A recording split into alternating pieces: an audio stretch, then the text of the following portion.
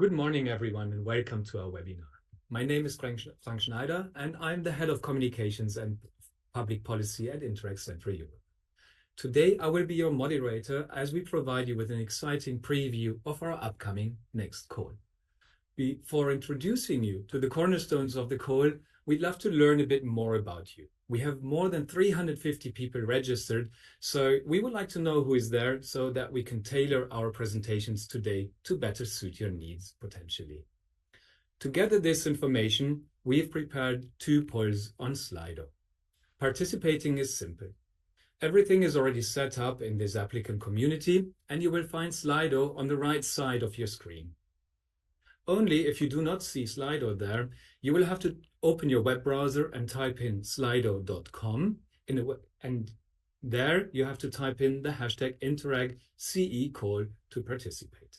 Let's maybe show the title slide again with the QR code for easier access.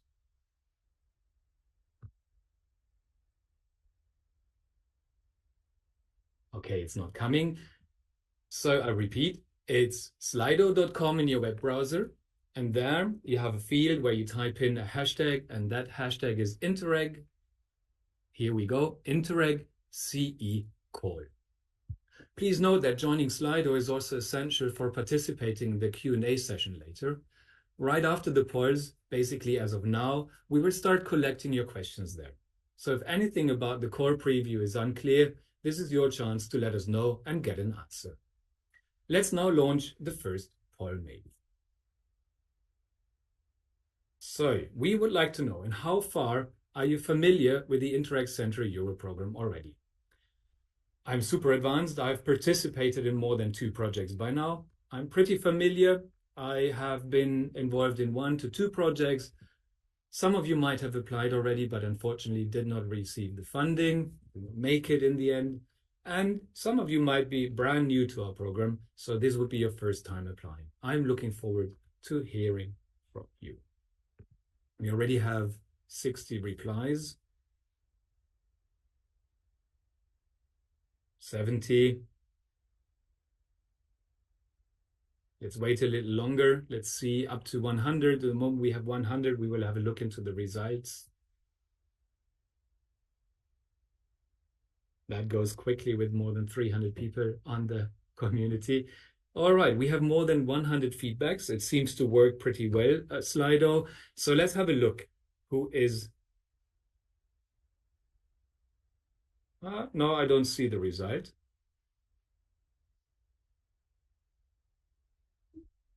Maybe it comes back.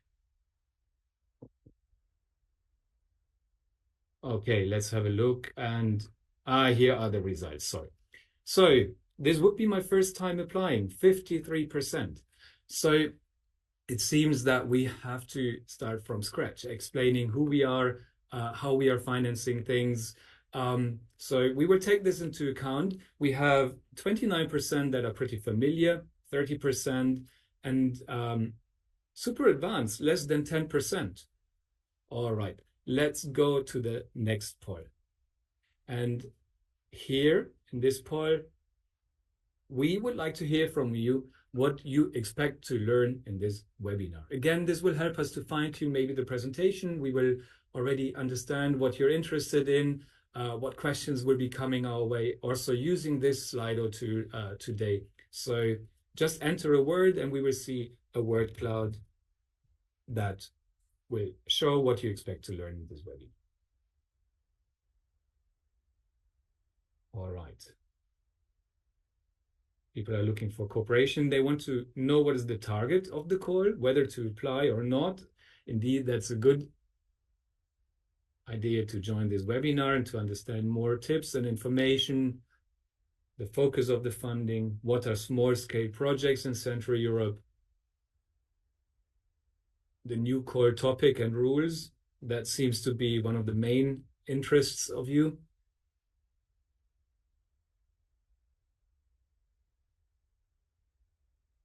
All right. Only 50 people so far. Let's wait a little longer so that also everyone can try out Slido. As I said, we will present the features of the call today in one longer presentation, and we will take all your questions towards the end in a Q&A session. But you can enter at any point in time already using the Slido tool your questions into Slido. So, and then you can also upvote your questions and other questions there. And we will take them step by step and try to answer all your questions if possible today. Yeah, it seems not to be changing. It's a lot of interest in the topics, in what are the type of areas that are eligible, the partnership rules, etc. So thank you for this. Maybe we move on. And let's now continue with the welcome address from Christiane Bresnik, representing the Program Managing Authority, the City of Vienna. Hello, Christiane. Great to have you here. The floor is yours. Good morning, Frank, and good morning to all the online audience. My name is Christiane Bresnik. I am head of the Managing Authority located in Vienna, Austria. As we have seen from the first Slido results, there seem to be many new participants to our program. Therefore, I think it's important also to get introduced. The other ones might know me already from other sessions and conferences. I would like to very warmly welcome you to this information session on the preview of the innovative third call on peripheral and lagging areas. After my welcome address, the team of the Joint Secretariat will take over with a lot of detailed information for you. And this will be then followed also by a Q&A session. Why do I say preview and not call? So I really would like to say it again, that this is not a call opening. The call timeline will be presented to you in the next hour in detail, but it is only a preview of this call. And why are we doing this? Because we would like to give you some more food for inspiration so that you think about it, as there were also some questions that they are interested, shall I apply or not? I think this is the session for you to see if you are interested in that. We would also like to give you the information that you can use the coming summer months for starting to develop your project ideas, and maybe also to start to facilitate the establishment of your partnerships. I do not want to take up any more minute for this welcome, because you are already probably waiting to get more detailed information. I wish you a very fruitful session, and I hope very much that you are interested in our call, and we all will follow this session and are also very interested in your questions and your comments. Thank you very much. Thank you very much, Christiane, for pointing out also again that this is only, in inverted commas, a preview. We try to provide you really with a lot of information already so that you can start, as Christiane said. And we will come to this very soon. But next, we have Luca Ferrarese, the head of our Joint Secretariat. Hi, Luca. Welcome. Hi, Frank. Luca, I understand that in the next few minutes, before we get into the nitty-gritty details of the preview, we will hear from you why we have done this call the way we have set it up and what is the aim behind it. Is that right?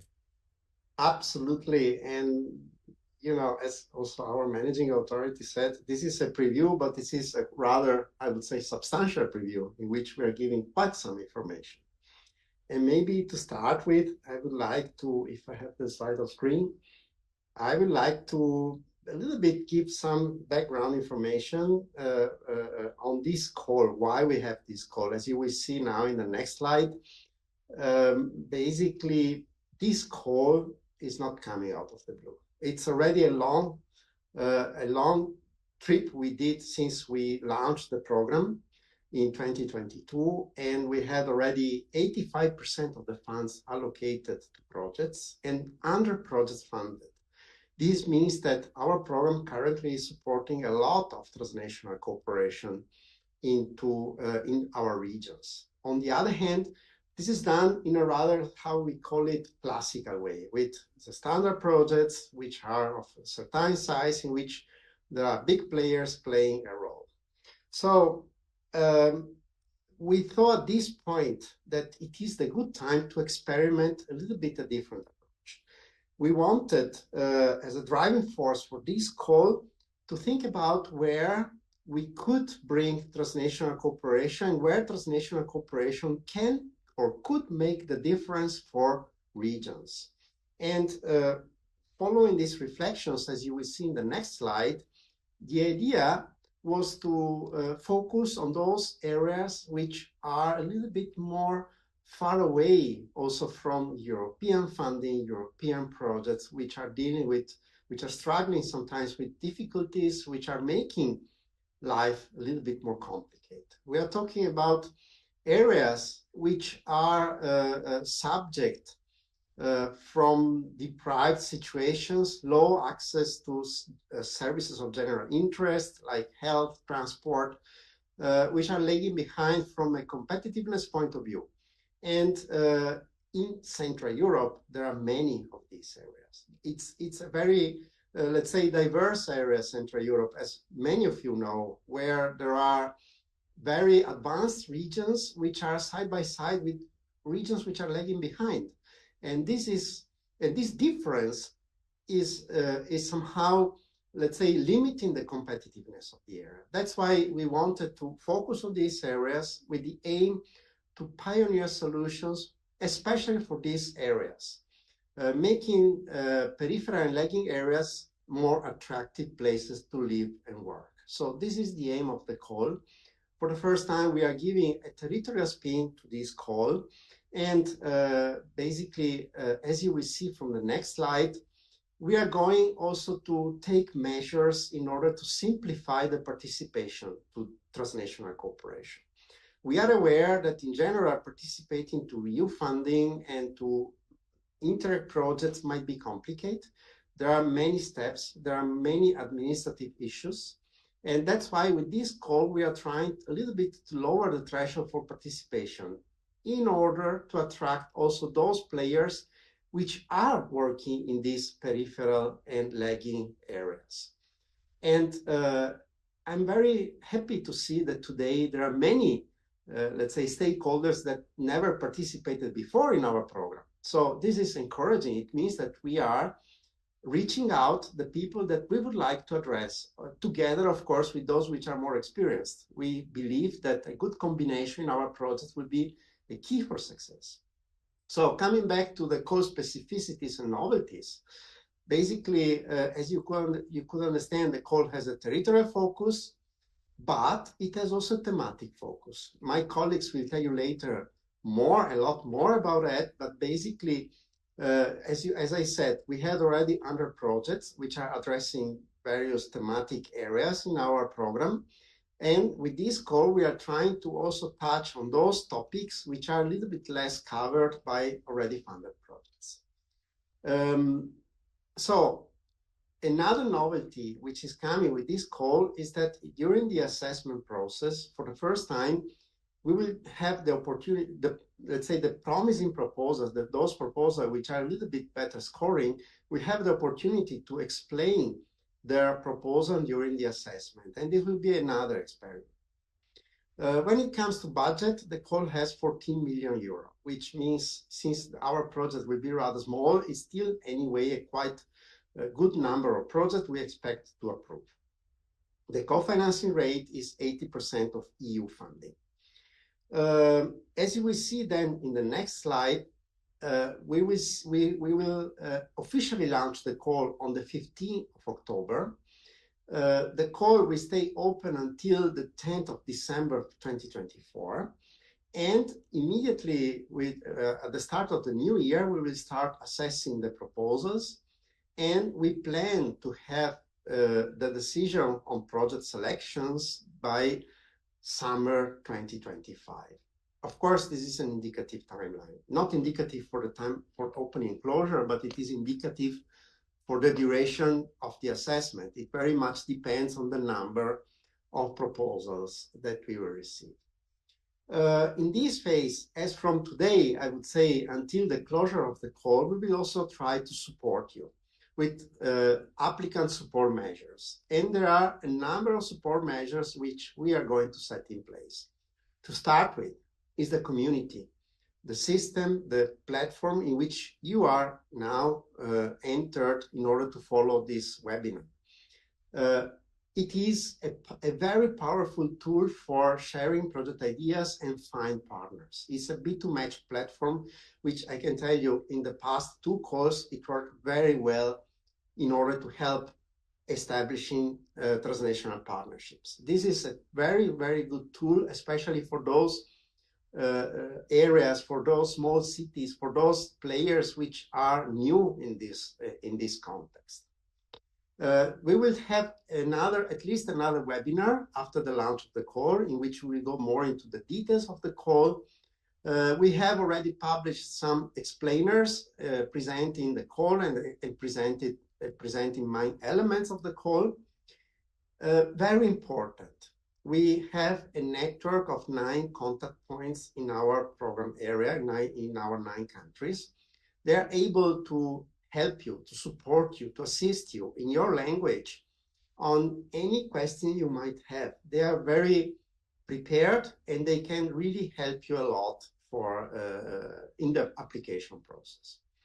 Another aspect which will be started as a support measure as soon as we launch officially the call, so after the 15th of October, is the individual consultations. It means that the lead applicant will have the opportunity to explain the project idea to the JS, to us, in order to get a first impression, a first feedback.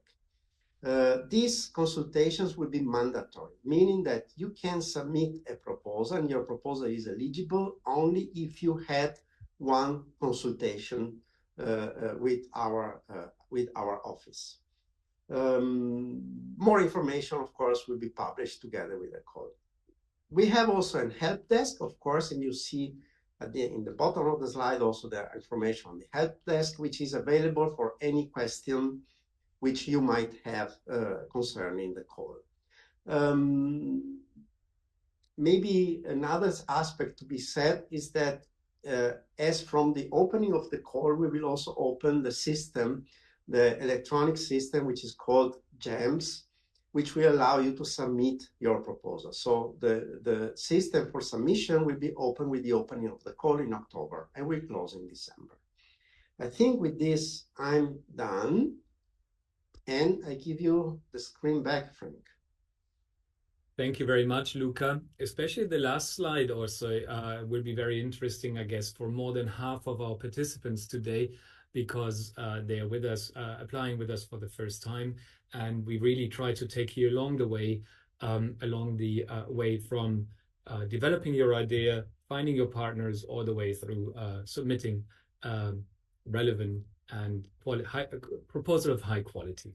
So with this, now that we know that the call is for lagging and peripheral areas, let's have a look into what is really behind this in more detail. For this, I would like to ask my colleague Monika Schöner-Klee-Grasser to join me.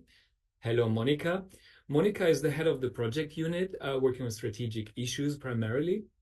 So Monika, I understand you will give us an insight, more details about this territorial focus, what is behind peripheral and lagging areas, and also the thematic focus. So what are these 4 specific objectives that this call is focusing on? The floor is yours, Monika. Thank you very much, Frank. A very good morning from my side and a warm welcome to this webinar. And yeah, as said already by Luca, this 3rd call is actually a very targeted one. We have both a territorial focus and a thematic focus, and to start first with the territorial focus. As it was highlighted already, it is very clearly set on peripheral and other lagging regions, which have challenges in terms of socioeconomic development. And this call actually should help and solve issues for regions in order really to valorize and unlock their potentials which are there. And let me also mention that this is a very important topic which is also highlighted in many strategic policy frameworks.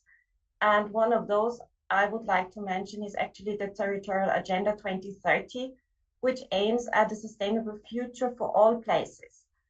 And there are 2 pilot actions which could be really interesting for you and serve as a useful inspiration. So these are called Small Places Matter and a Future for Lagging Regions. And I would really recommend to have a look at these documents because there are many, many ideas there. And I think it's also very much highlighting which are really challenges of those regions and which types of measures could be useful in order to address them. We have heard many times that actually the question, what is to be understood as such peripheral and other lagging areas? There are many definitions out there in terms of peripheral areas. And for this call, actually, we would not like to apply any particular map or list of eligible regions. And this is due to the fact that we think that there is not only the geographical dimension, but also socioeconomic dimension. And therefore, areas which should be addressed by this call, they should or they have to comply in a more qualitative way with at least one of 3 requirements. And you see them highlighted in this gray text box.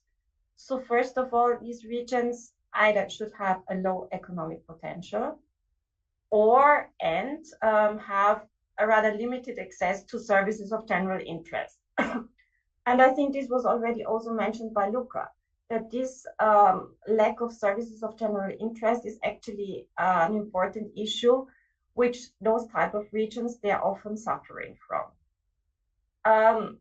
These regions are also often affected by demographic change and lack of relational proximity and decline in significance, influence, or connectivity. So I know these requirements or characteristics, they are broad and they offer actually a lot of space for projects to find themselves. The characteristics of those areas which your project wants to address have to be clearly explained in the application form. So actually, you have to demonstrate that these areas which you want to address in your application, they comply with at least one of those characteristics. Of course, the size of areas which you address can be different. So it can be either small, or it can be also like a local community, a local neighborhood, also a village or rural communities, but it can also go up to smaller, medium-sized towns or some particular districts of cities or entire regions. So this means there is no general rule on the size, but it really depends on the project scope. If we go to the next slide, as I mentioned before, this call also sets a particular thematic focus, and our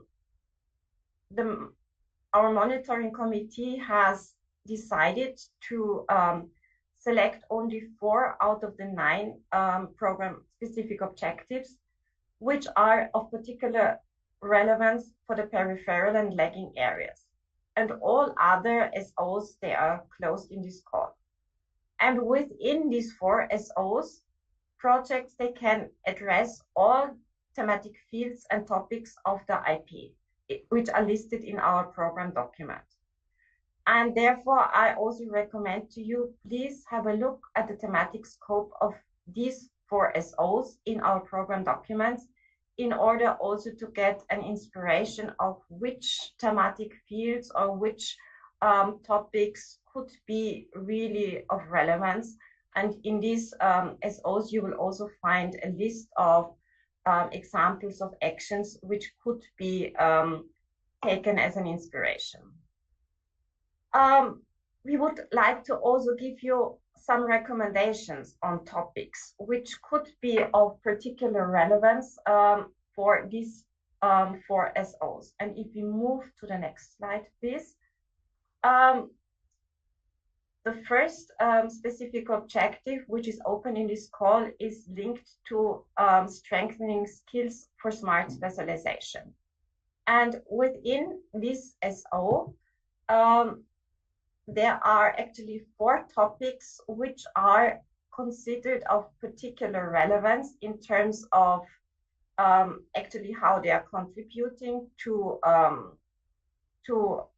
the better development of peripheral and lagging areas, but also topics which are not so well covered by classic projects already funded in the first 2 calls.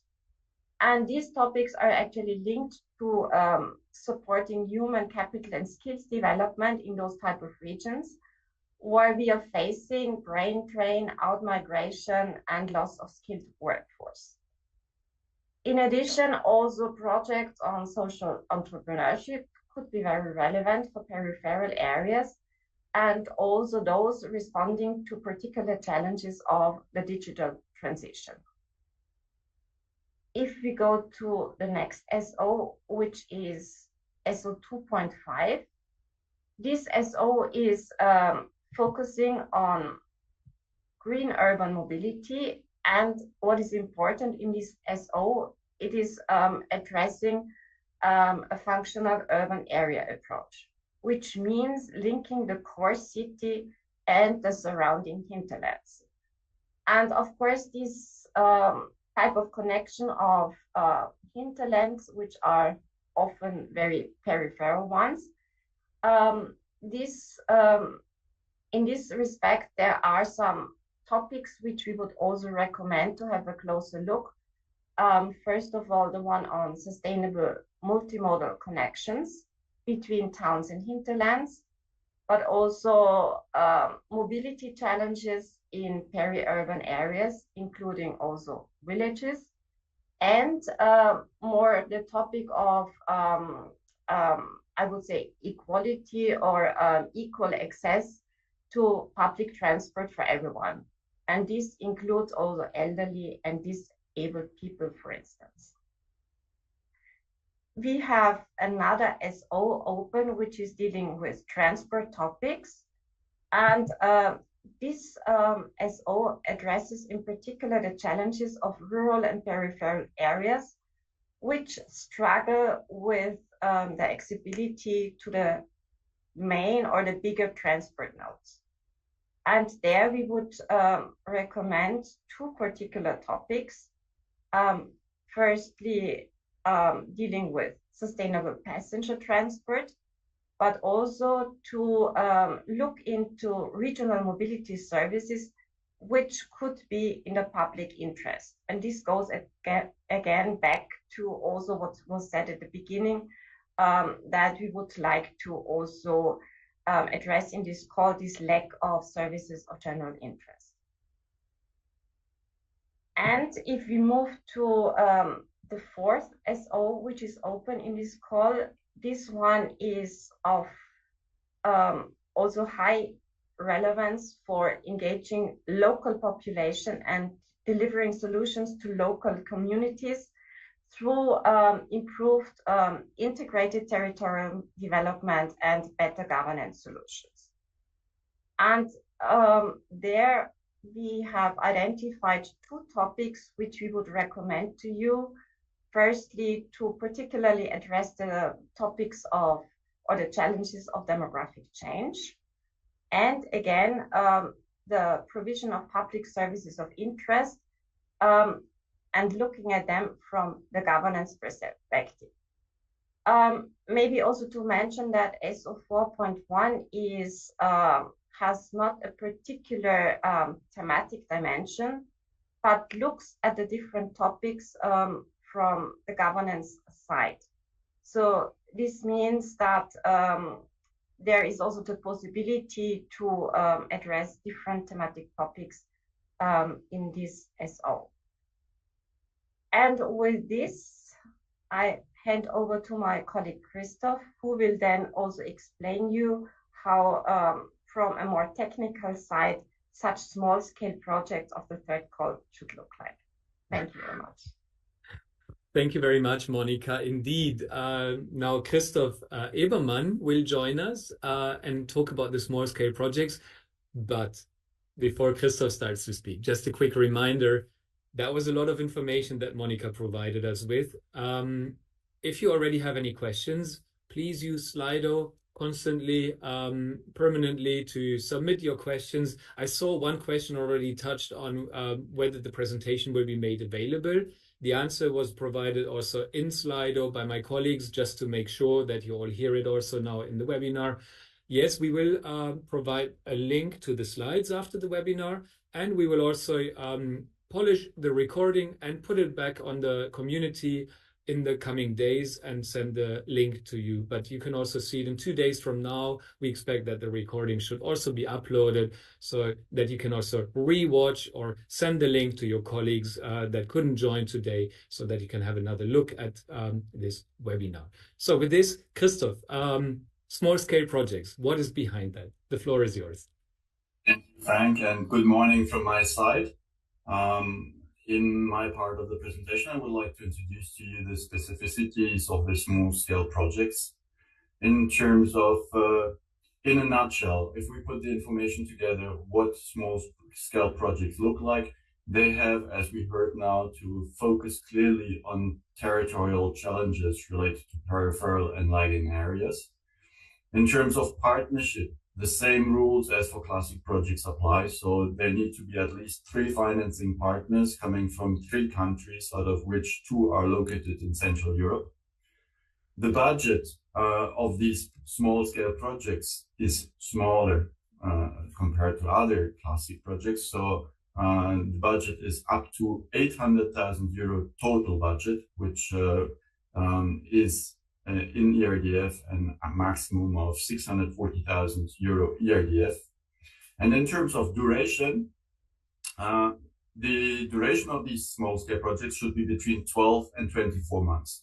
The thinking here is, on one hand side, you need to take into consideration the limited budget available for your project implementation. But on the other hand side, projects should have sufficient time to go into concrete implementation on the ground, for example, for conducting and implementing the foreseen pilot actions. If we now look more into detail into the partnership, transnationality we already discussed. In terms of size, there is no recommended size for this call. The size of your partnership actually will depend on your project scope and should again consider the budget limitations. In terms of composition, there are no mandatory requirements from the program, apart those which are specified in the program IP. So all types of institutions that can apply, which are listed in the program document. The partnership must be consistent and coherent with the territorial and thematic scope of the project, meaning with your partnership, it needs to be demonstrated that the partners, the financing partners involved in the project, have the right competences and capacities to implement the activities on the ground, that they are addressing the right governance level or sector, and have an outreach to the target groups you want to address in the frame of your project. Therefore, due to the focus of the call on peripheral and lagging areas, the participation of local and regional actors, for example, public authorities at local and regional level, or associations, civil society organizations, or NGOs, is encouraged. When it comes to the participation of research organizations, we see their involvement more limited. They should primarily just have a role as knowledge providers or support the local and regional actors. In terms of intervention logic, your project objectives need to be aligned with the thematic and territorial focus of the call, which means that your project needs to be targeting one of the 4 SOs which were presented just before by my colleague Monica, and that the project needs to be aligned with the territorial focus, so it needs to address the challenges of lagging and peripheral areas. In total, your project should have no more or can have not more than 2 project-specific objectives. In fact, in the application form, once the call is opened, you will see that in our structure, each work package is having 1 project-specific objective. Therefore, since there's this limitation of 2 project-specific objectives in total, this means there can only be 2 work packages in each of these projects. The idea behind this is that projects, of course, need to be focused and targeted due to the reduced duration and reduced budget compared to classic projects. However, in their implementation, projects can work on the full set of output types. They can develop strategies, develop action plans. They can implement pilot actions, solutions, and cooperations. There is just one mandatory requirement, which is each project needs to have at least 1 pilot action included at local and regional level. And each pilot action in our methodological approach should also lead to a related solution. So this is the framework in terms of output requirements. The projects themselves and also the pilot actions should, however, more focus on soft measures. We are not expecting in small-scale projects any investments, and investments above 25,000 euros are not allowed, and there is also no items under the cost category 6, infrastructure and works, which is allowed. In the pilot actions, it is expected to have a strong involvement of the local and regional stakeholders and to have a participatory and bottom-up approaches implemented there. The project results should be tangible and place-based and allow a good upscaling potential into local and regional policies. So what we want to see is to have a real change at the local and regional level in the peripheral and lagging areas, which with the clear benefits to the local communities and to the target groups. At the same time, this should increase the capacities of the target groups to deal with the challenges of lagging and peripheral areas, and therefore to increase, through the involvement of the communities, the impacts of the projects on the ground.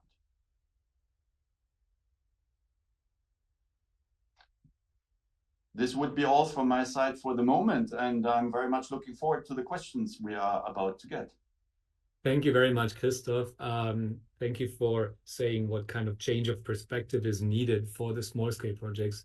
And sorry again for the sound issues. As I said, I hope you could follow what Christoph was presenting, because it is very important for you to start building your partnership.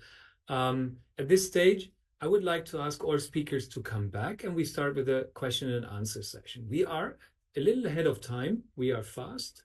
So all the information that we wanted to present to you has been presented, and now Monica, Christoph, and Luca are sharing one room. We again need to fix the video a little bit because this is a bit of freestyling now, but we are getting there. So maybe we can take a first question from Slido for Monica. Let's have a look whether there is something already on the territorial or thematic focus of the projects. We have Zoltan Kiss, I see, is one of the most upvoted questions. Zoltan is asking, is it possible to participate if we are located in a developed region like Budapest and not in a peripheral area? However, the project will target peripheral areas. Monica. Yeah, that's a very important question, since many institutions are, of course, also located in, for instance, metropolitan areas. And what really counts for partners is not so much the location, but really also the types of capacities and competencies in the particular regions to be addressed by the project. So, for instance, I don't know, if this is a small area in a more rural area, and which is addressed, but of course the competencies are needed in order to implement activities there. And these are actors which are competent for instance, carrying out pilot actions. They can be also located in other places, like as it was suggested in Budapest. So really, it depends on the project scope. It depends on the competences and capacities. But what really counts is that the right actors are there to really implement the activities in the regions to be addressed. Thank you. Thank you, Monica. Okay, there was an echo. Now the echo is gone. Thank you very much, Monica, for answering this first question. There was also a huge interest in your presentation, what you said there. The two documents you were referring to, the territorial agenda, we have already provided the links to these strategic background documents in the in Slido, so you will find the links there if you want to follow up on what Monica presented earlier. And with this, we can come to another question by Lea Pfeffel. For a new project in the Central Europe Call, is it possible to build on results from other small-scale projects within different Interreg programs? That's a very interesting question again. Monica, I guess you can also answer that one straight away. Yeah, sure. I think it's always, that's a very good point, that your project idea wants to build on something which is already existing.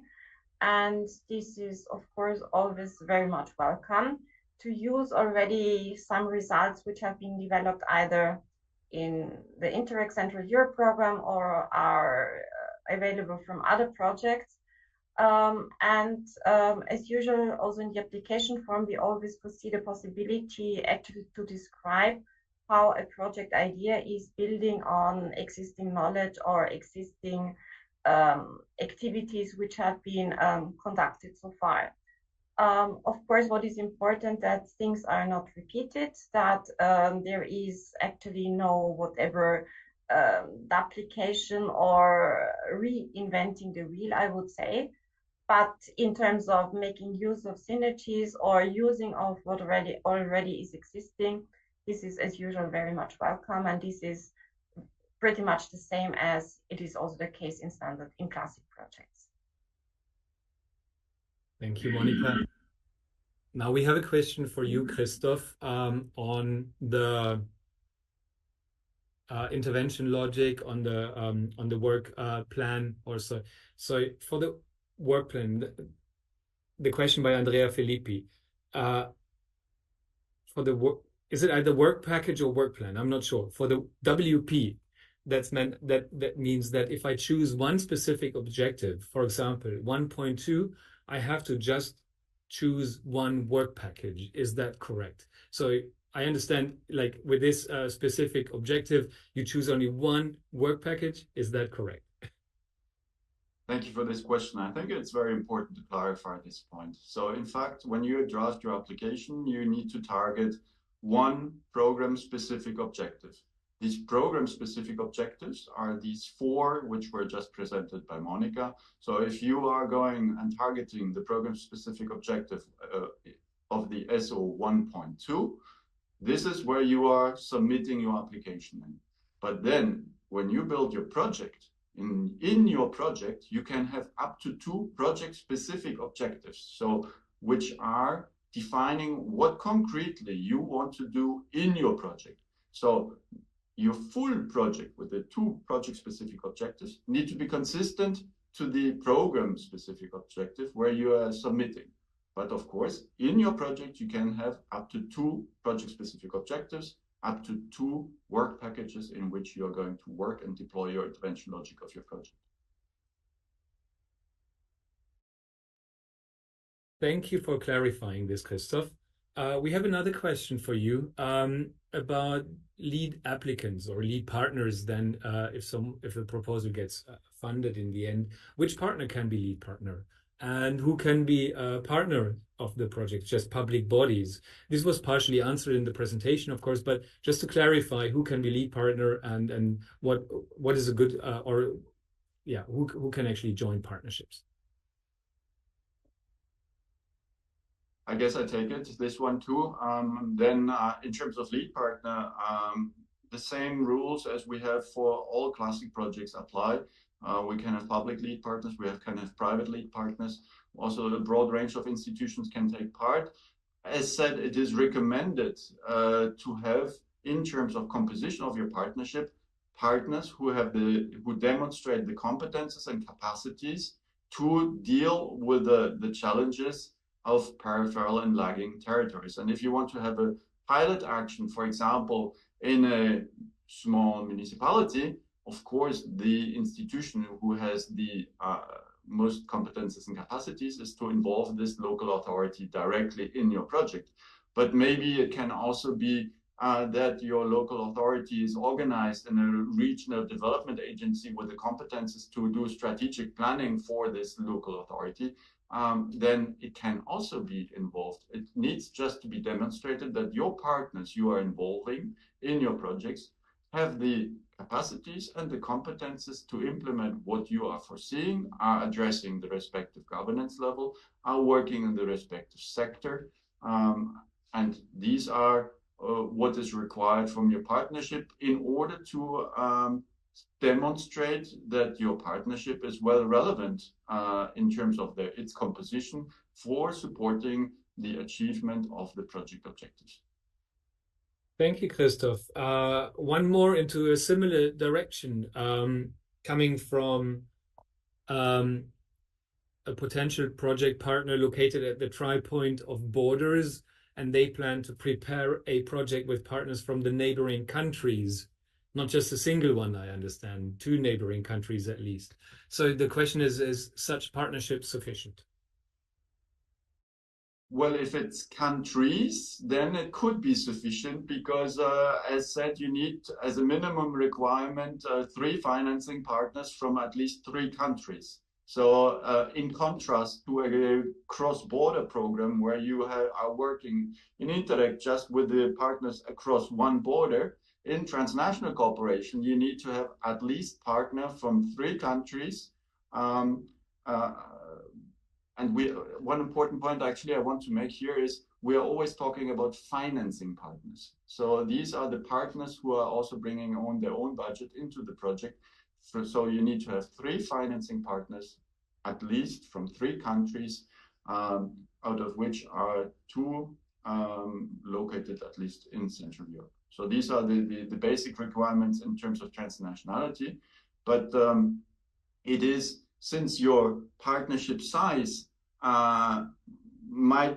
your partnership size should focus on what your project is about.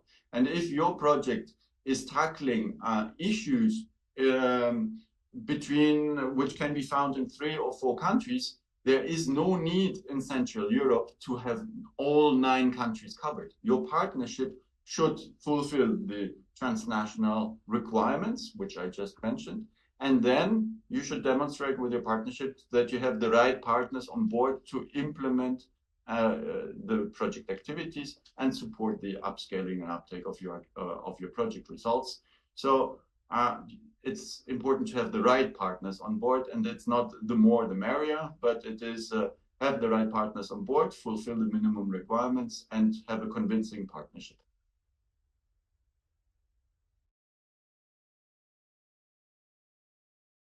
Sorry, thank you, Christoph.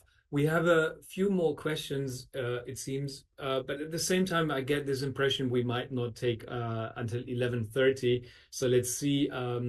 We will try to take all the questions without repeating ourselves too much. I have another question now for Monica. We are back into the thematic focus of the call, and here it's about it's a question to clarify whether something was understood correctly. So the 4 specific objectives are compulsory, and no others specific objectives can be addressed, while the topics within the specific objectives are recommended, and other topics could still be addressed. So the question is that the correct understanding? Yes, Frank, that's fully correct.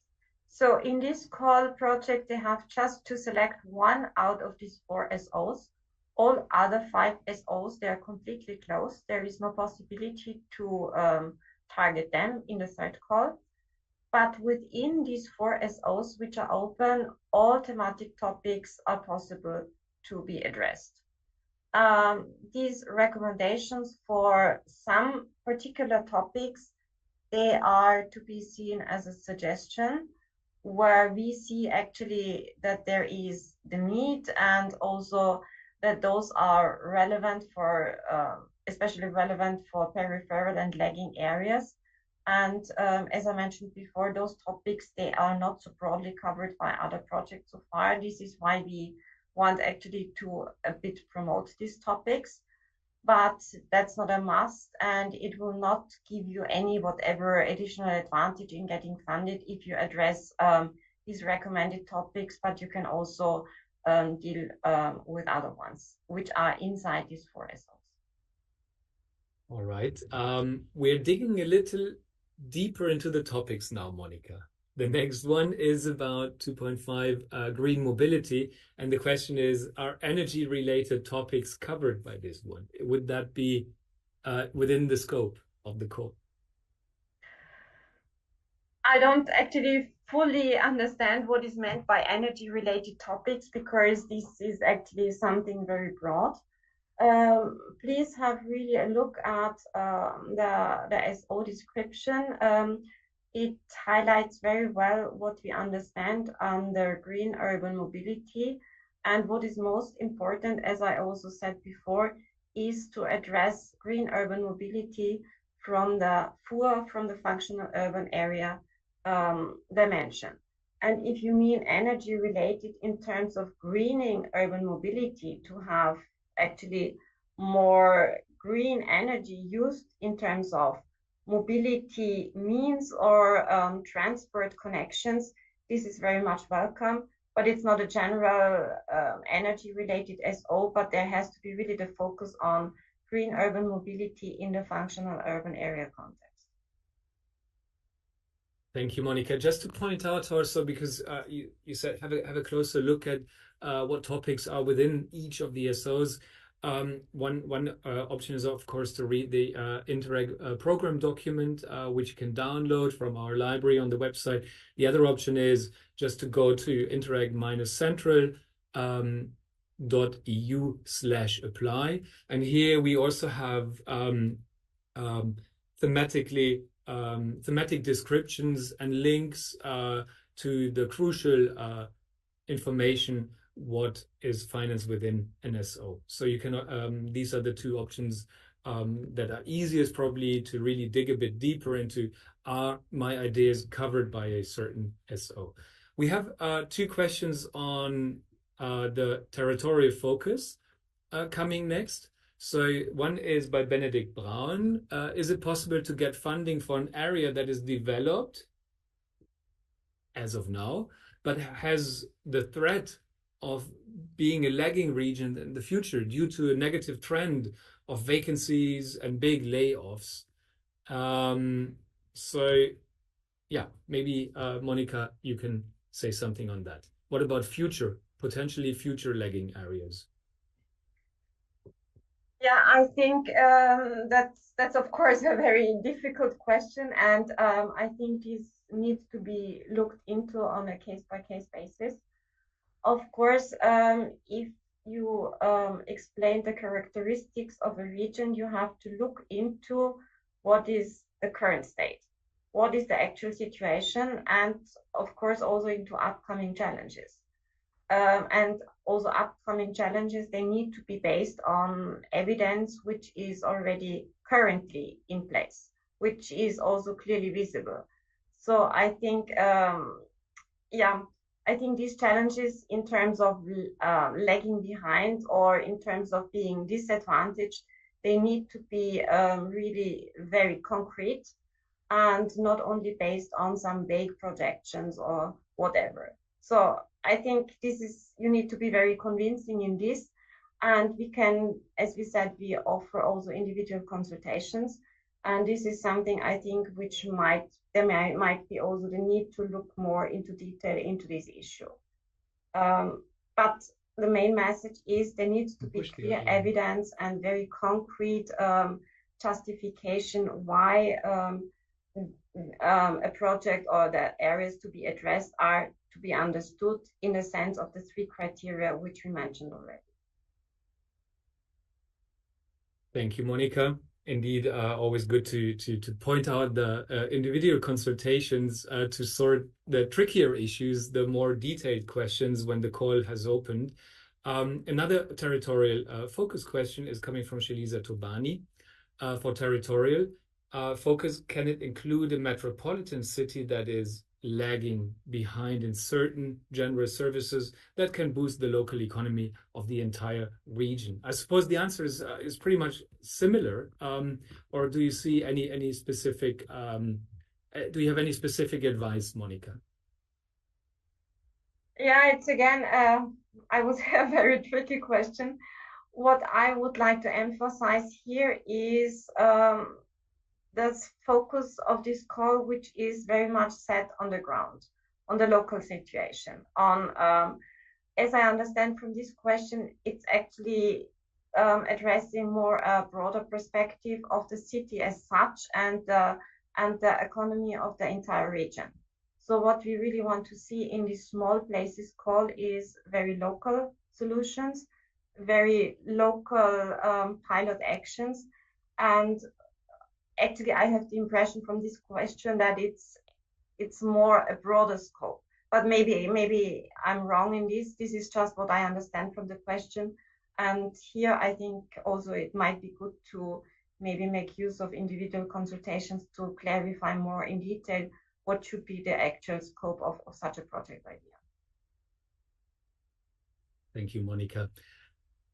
I tend to say this is clearly a preview, because in our usual call webinars and Q&A sessions, we have many finance questions, and we usually bring in our expert Helga Portelli, head of the program unit, for this. Here now we have a question. I don't know, I think Monica, Christoph, maybe one of you could also answer this without bringing in Helga, but let's see. The question is the maximum of 25,000 euros for investments meant per pilot action, per partner, or for the whole project? Christoph, I think this could be something that you could answer. Thank you. I would like to answer this question from a bit larger point of view. We are not an investment program. We can only have investments in the frame of our cooperation program if these investments are necessary for the implementation of the pilot action. So, as I was saying in my presentation, looking at the limited duration of these projects, looking at the limited overall budget of these projects, we don't see that the pilot actions will have big investments. That's why we have this obligation that they cannot be more than 25,000 euro per investment, and we have the rule that there is no cost category 6 in infrastructure and works. That's a single investment for a single pilot action will have more than 25,000 in equipment for such a small scale project. I don't really see it, and it's not the aim. So the aim really of this call is have soft pilot actions on the ground, which are implemented and which can be done in this time frame. So the aim is not to accumulate several investments of each 25,000 euros, because this would not be realistically feasible, I believe, with the framework which we are setting. And as said, pilot actions investments can only be linked to pilot action. So you cannot just do an investment without a pilot action. So this needs to be also kept in mind.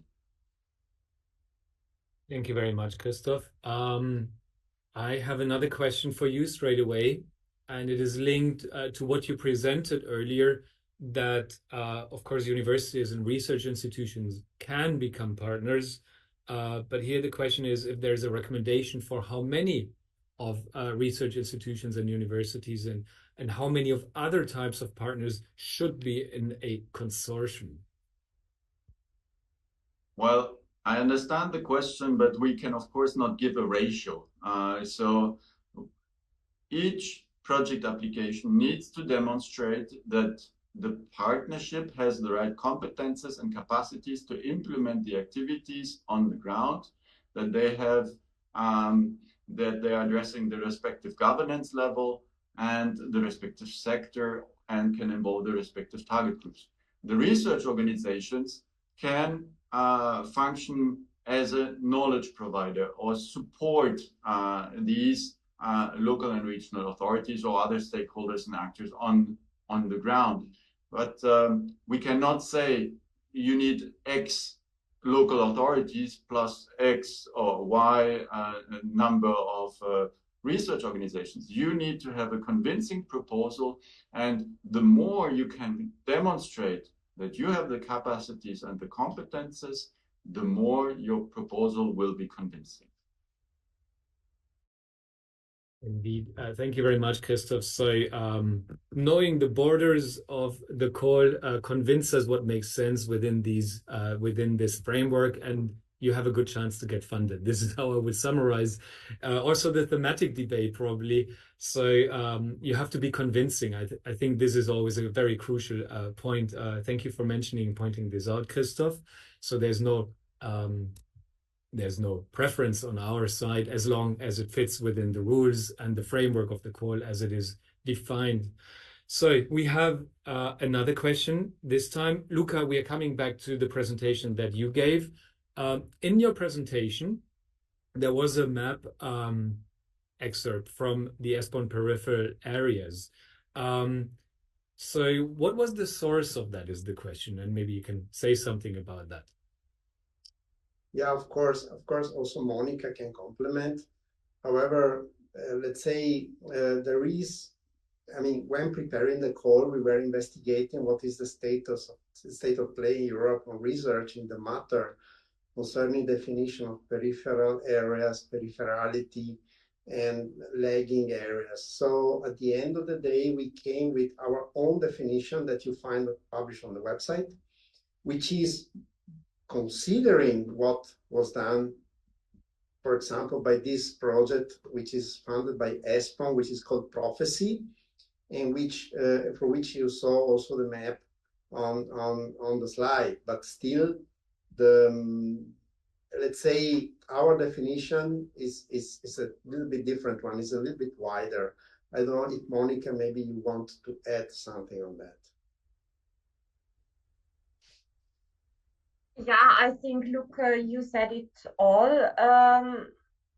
We were, of course, when we were developing the call, we were considering different types of definitions, and we came up with, or we found the study from ESPON very interesting because, as I said before, it combines actually socioeconomic dimensions and geographical ones.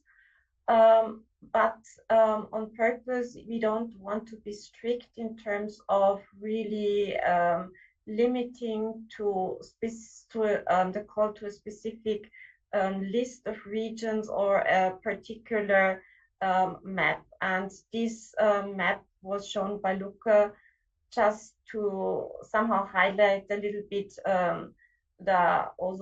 how relevant or how well our program area is actually also covered by regions which have been identified as peripheral in ESPON. But as said before, we in this call want to apply a wider usage of this term of peripheral and lagging areas. And therefore, we are convinced that such a list or map to be applied for the eligibility of regions to be addressed is not really meaningful for the call.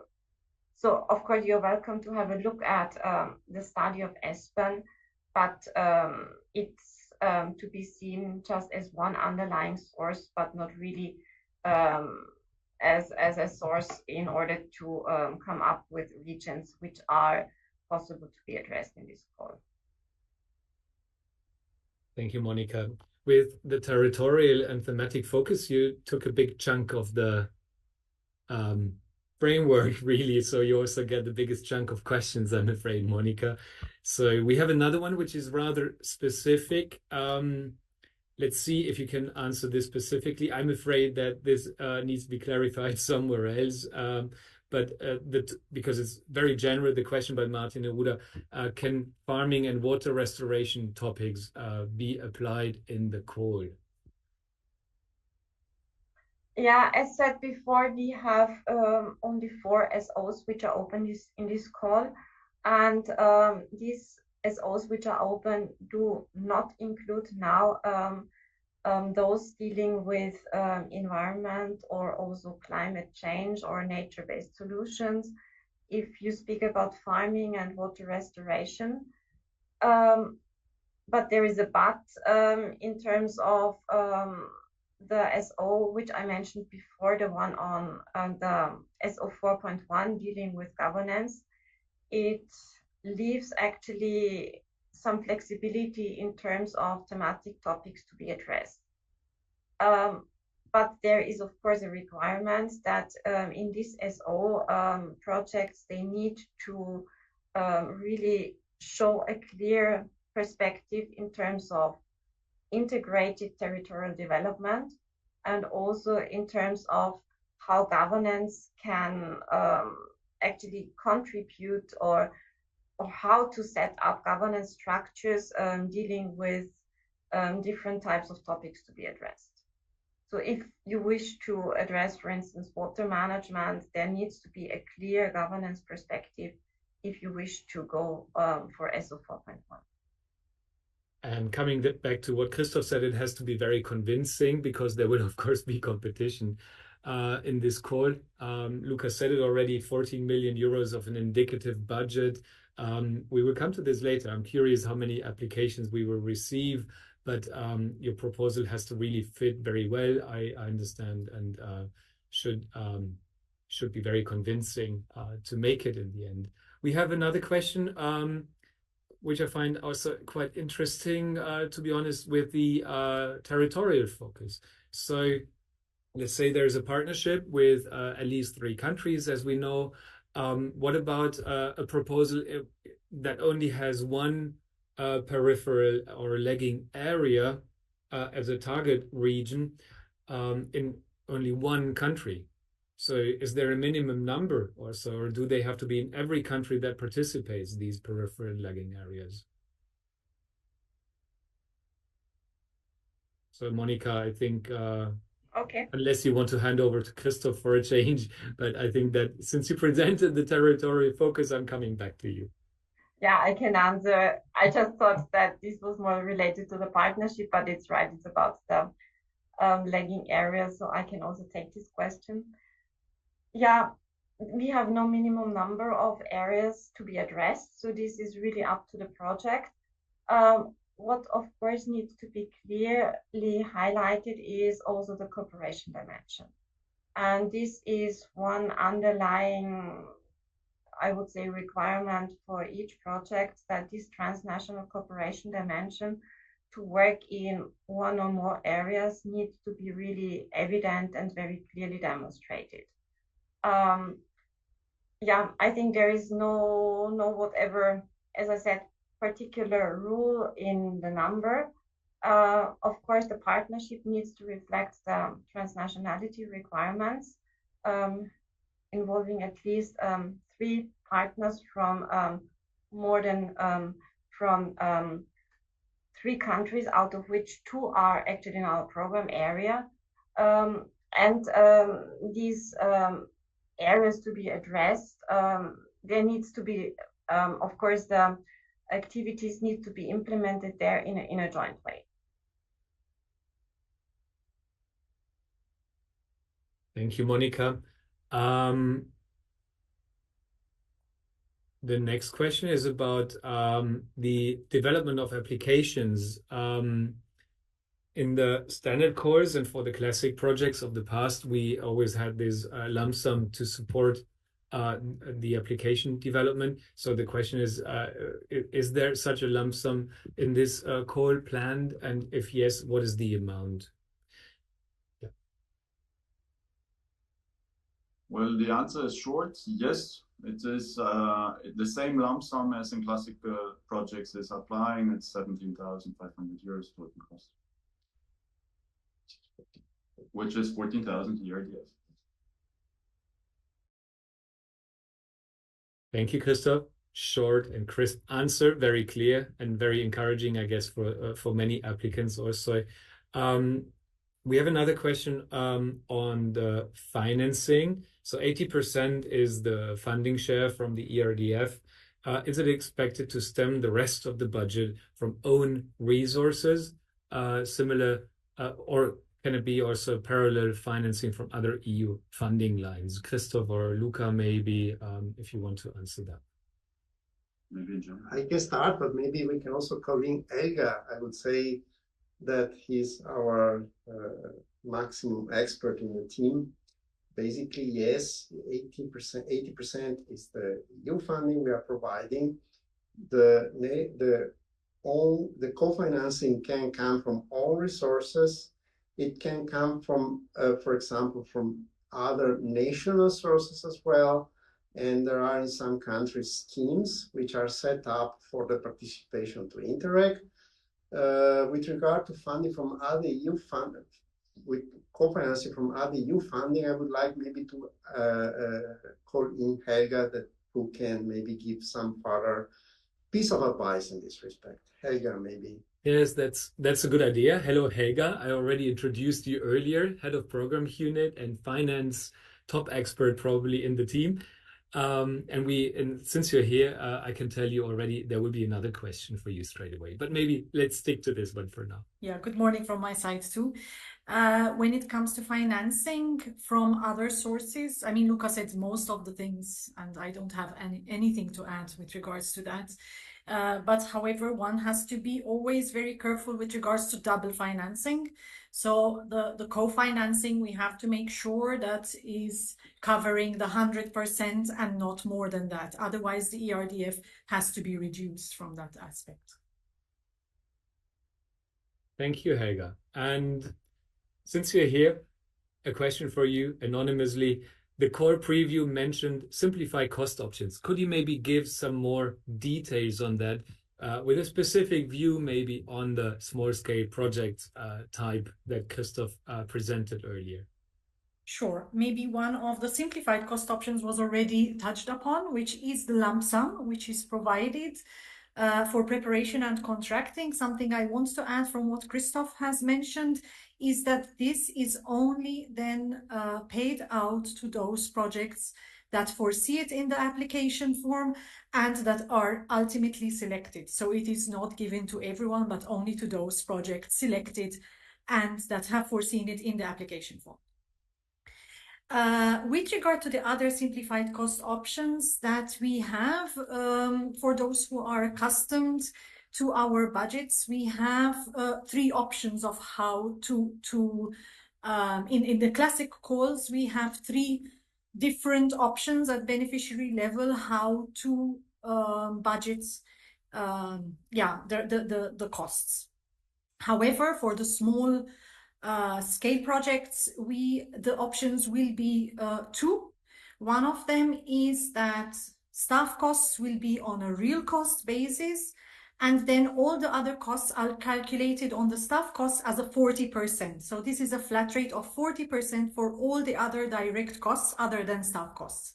So the budget will be staff costs. The beneficiaries have to calculate their staff costs, and then an automatic flat rate of 40% is calculated. On the other hand, there is another option, which is then different, where we have the cost category 4, which is external expertise and services, and cost category 5, which is equipment, which are as a real cost basis. And then on those costs, there is a 20% automatically calculated for staff costs. And then there are other simplified cost options related to this, which is for cost category 2, administrative costs, which are calculated at 15% of the staff costs, which is also a flat rate. So there are a number of flat rates on top of a flat rate. And the cost category 3, which is the travel and accommodation cost, which is also a flat rate on the staff cost calculation. And this depends on the country where the beneficiary is from. So there are different percentages depending on the country. So these are the simplified cost options that will apply in this call. Thank you, Helga. That was quite detailed. So I'm curious whether this triggers follow-up questions now. The moment you bring in finances, you will have more questions, is the experience. But for now, thank you so far. We have another question about research organizations. No, sorry. Can the governance priority also, Monica, this is again for you. Can the governance priority also extend to governance of fisheries and aquaculture and the challenges of territorial logistics for fish products?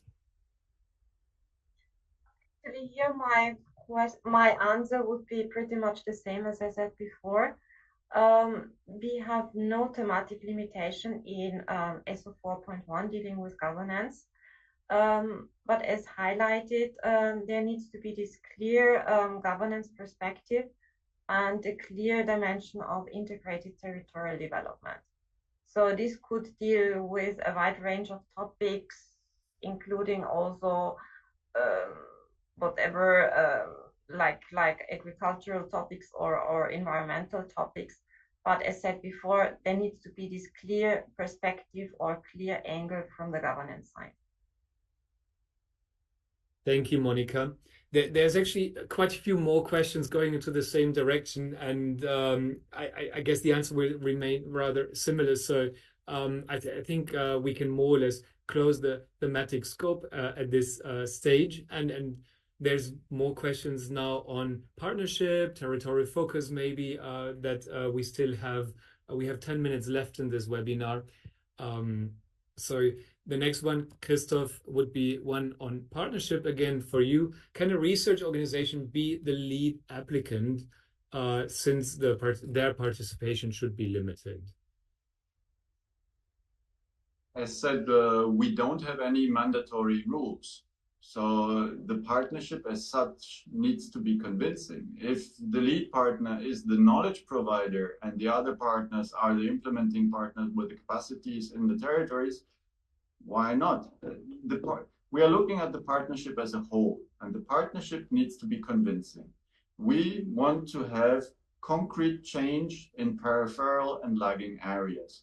For this, you need to have partners on board who have the competences and capacities to work in these territories and to drive this change.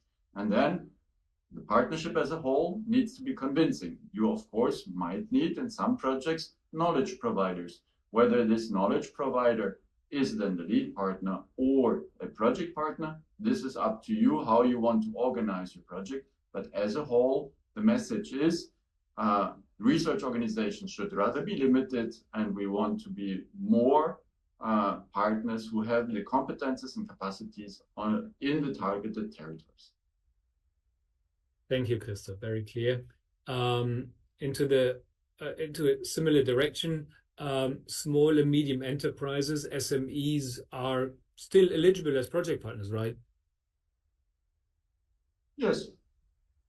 Simple. Okay. So also private businesses can join us. You're welcome to work in the small scale projects and join the partnerships. That's the message here. Then we have a question by Federica Gravina. The transfer of a best practice from a country to another and the testing of it with a pilot action, could that be something to be done? Is this something that a project could focus on in this call? So it's more of an action-oriented question here. Well, I can take this one too. I think this now becomes already pretty technical, but once we are going into the call concretely, you will see that for the pilot actions, there is the obligation that pilot actions are jointly developed and jointly implemented. And in the Annex 2 to our program manual, you find the definitions of these different output types. And in there, you can see that you need to have the involvement of at least partners from at least 2 countries in each of your pilot actions in order to have this jointly developed and jointly implementation.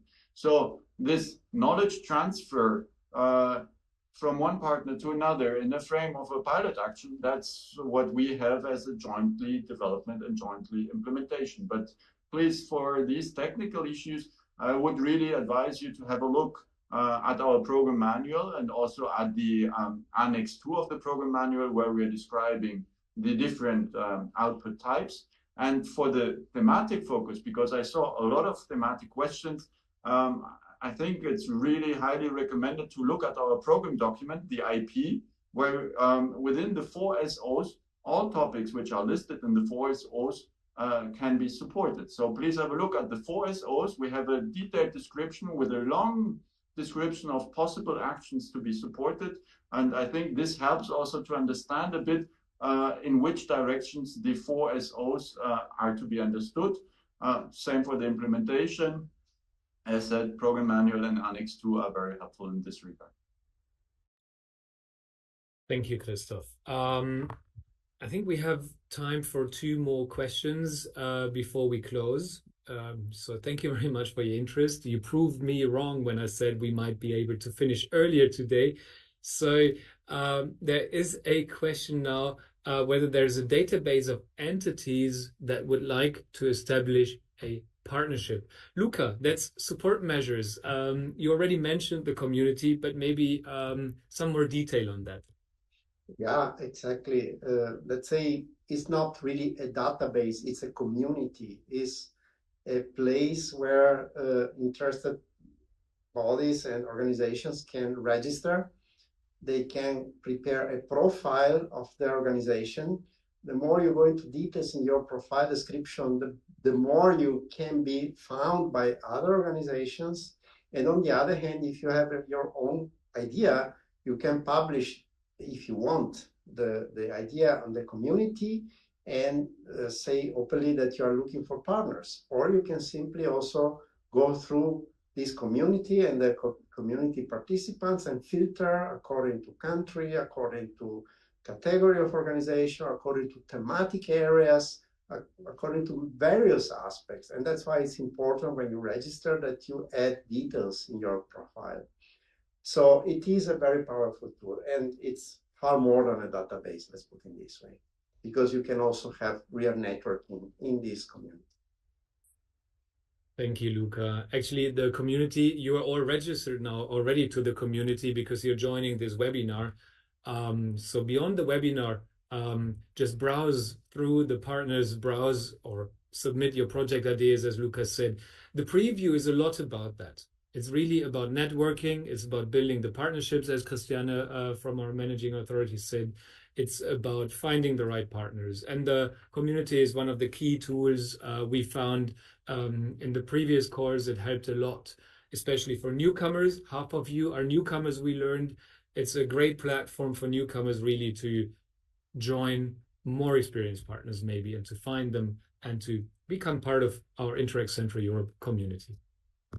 So with this, we come to a final question, Luca. That's also something for you. And this is straightforward. When can we expect the publication of the call document, the terms of reference, I understand. So when is the moment that Helga will have to say a lot more on finances when all the details come out in addition to this preview? So, as I said also in the presentation, the D-Day is the 15th of October, in which we will publish the time of reference of the call. I would like also to say that don't expect so much more information at time of reference of the call. Of course, there will be more details also from an administrative point of view. There will be a new template of application form, which will be a little bit different from the one before of the previous calls because these are different projects. So these are, for the first time, we are doing small-scale projects. So everything will be published on the 15th of October, and at that point, we will also open the GEMS, our electronic monitoring system, which will allow you to create application forms. So to create the proposals that you can submit until the 10th of December, which is the official closure of the call. So stay tuned, and you will have more information from there. Thank you very much, Luca. Thank you very much also, Christoph, Helga, Monica, for speaking, for giving all these valuable insights today. I would also like to say thank you to the technical team working behind the scenes to ensure that everything's run smoothly. Unfortunately, we had a little bit of sound issues. I really hope it didn't affect you too much, and that you still got all the information you were looking forward to. Most of all, we really hope that we met your expectations with this preview webinar, and we are already looking forward to your feedback. But before you leave now, and people are probably running away already, as an appetizer for us, let's maybe do 2 more quick polls in Slido so that we understand better what will happen after this webinar and after the preview. So 2 more polls. The first one, let me see now. The first one is, what is your key takeaway from today's session? So just a word, a phrase. What did you learn? What did you find out? What did surprise you? So let's keep it open a little bit. Just type in what made your day today. Did we meet your expectations? 0 so far. Here we go. Now the answers are coming.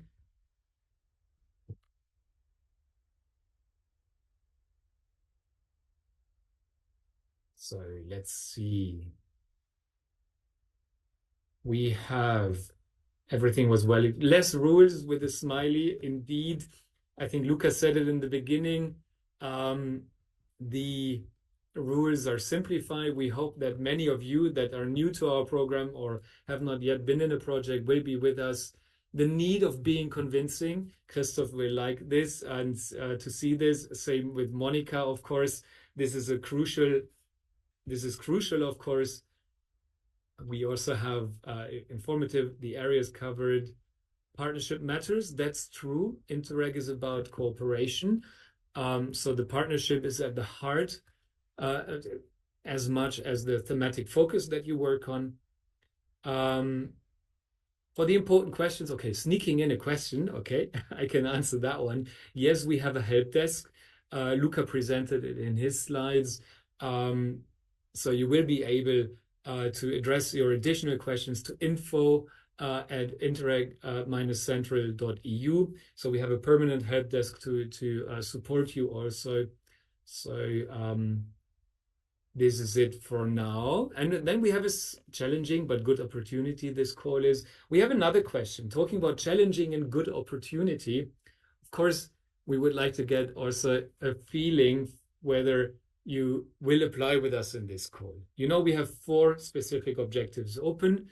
So are you interested in SO 1.2 innovation, 2.5 green urban mobility, SO 3.1 transport, or SO 4.1 governance? So who of you is, after this webinar and the preview, still interested or even more interested than before in applying in this call for peripheral lagging areas that we will officially open, as Lucas said, on the 15th of October.